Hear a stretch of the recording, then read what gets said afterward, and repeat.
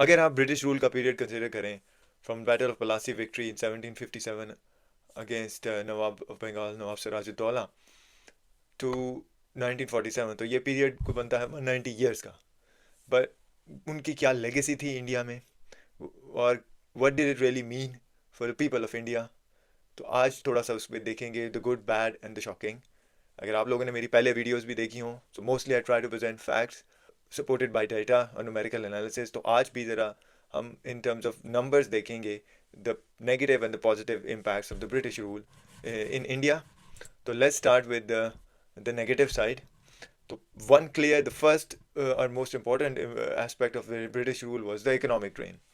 अब economic drain के हिसाब से अगर बात करें तो from the start, let's say from 1757, in this graph you can clearly show that 1757 में इंडिया का शेयर ऑफ वर्ल्ड जीडीपी था अराउंड 24%।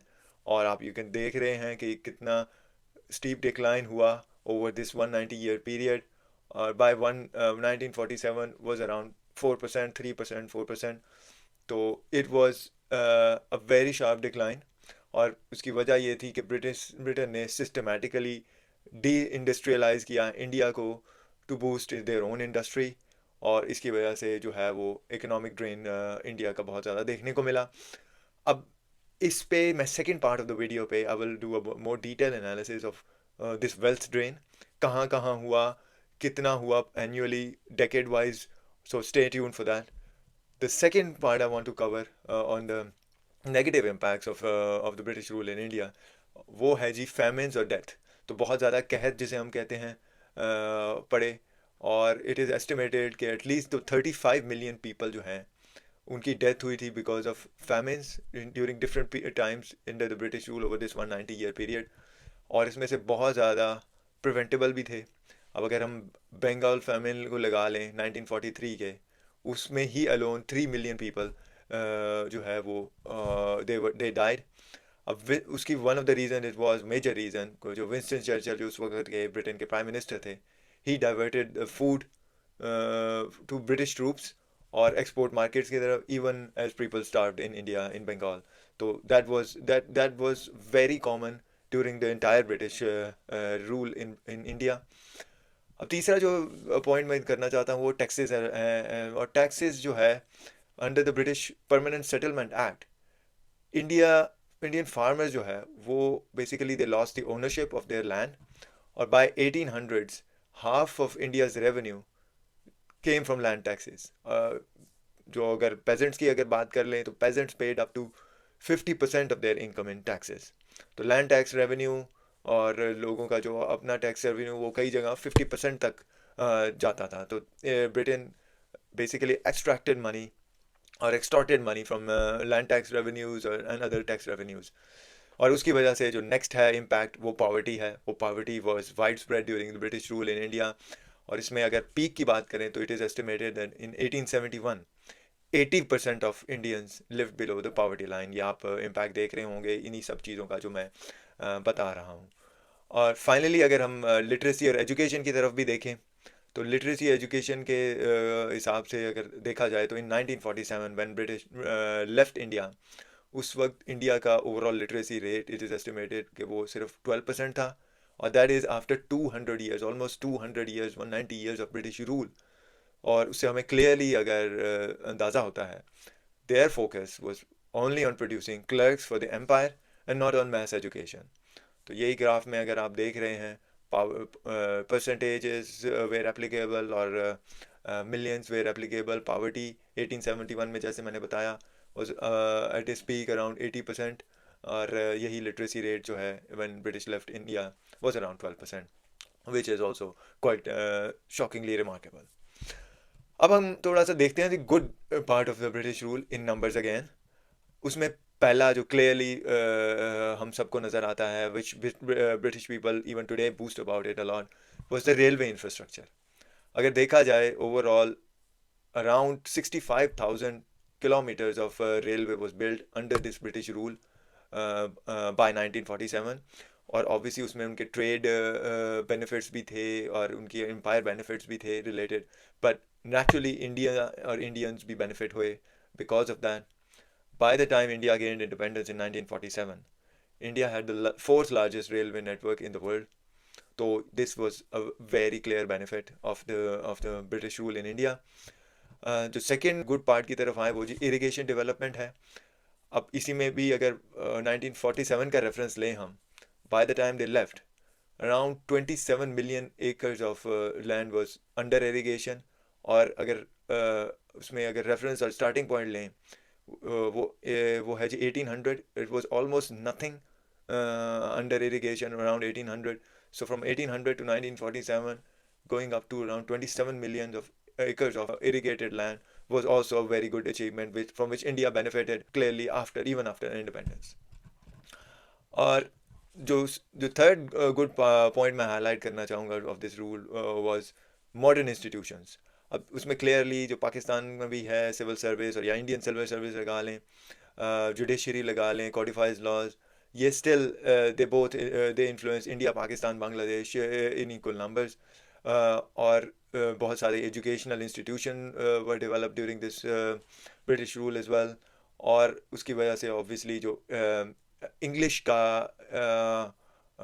इंट्रोडक्शन था in the Indian society during this British rule which helped produce reformer scientist. और आज भी वो हमें एज अ कॉलोनियल लेगेसी इंटरनेशनल स्टेज पे वो बेनिफिट करता है.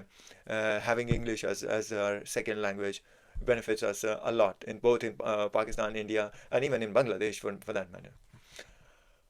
Finally, unified administration. So ये एक actually if you look at it, it was one of the bigger achievements of the British rule. To unify around 500 or plus princely states and regions under one administrative structure. It was a huge task. और उसमें वो बहुत ज़्यादा काफ़ी हद तक succeed भी हुए, नॉट फुली बट काफ़ी हद तक सक्सीड भी हुए. उसमें introduction of proper postal system कह लें, टेलीग्राफ्स कह लें, सिविल कोड और इंडियन पीनल कोड जो 1860 में आया. तो this was also very good and positive achievement from their side. Now, as promised, I would like to go deeper into this wealth drain or economic drain from India in this part 2 of this video. तो wealth drain जो basically let's define it properly first कि wealth drain जो है ये what does it refer to.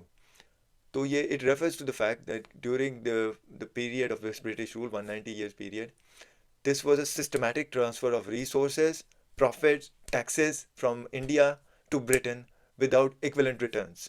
So this is what I mean by wealth drain from India by the British. तो इसको अगर हम decade wide लेके चलें, as you can see in this graph, this is an estimated annual wealth drain from India to Britain from 1760s to 1930s. अब इसमें different periods you can clearly see from 1757 to 1793 का अगर 1800 से पहले का period देख लें हम, उसमें जो estimated annual wealth drain है वो है जी around 2 billion pound per year. और उसमें अगर आप मैकेनिज्म अगर लगा लें तो वो बैटल ऑफ प्लासी के बाद जो प्लंडर था, डायरेक्ट लूट हो गई, कंपनी ईस्ट इंडिया कंपनी के प्रॉफिट्स हो गए, this all contributed during that period before 1800s.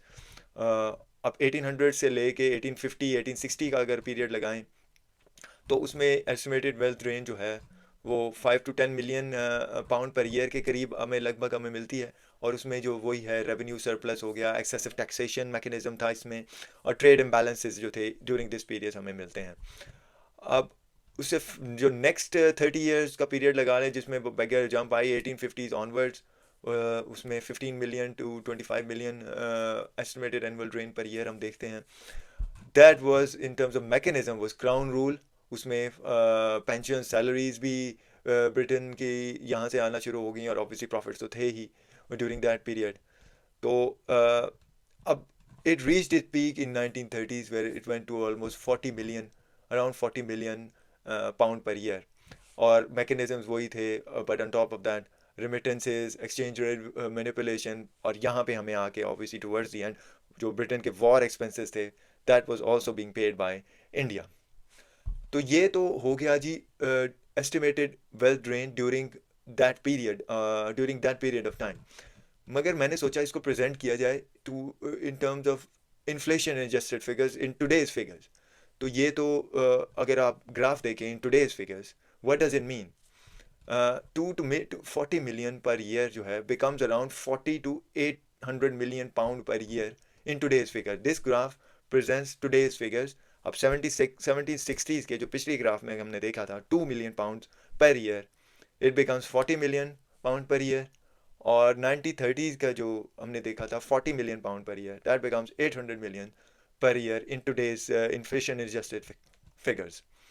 तो अगर हम ओवर 190 ईयर्स इसको क्यूमुलेट करें तो ये एवरेज अगर बनता है estimated to be around 350 million pound inflation adjusted today's figure पर ईयर, और that becomes around 80 to 90 trillion dollars cumulatively in today's US dollars.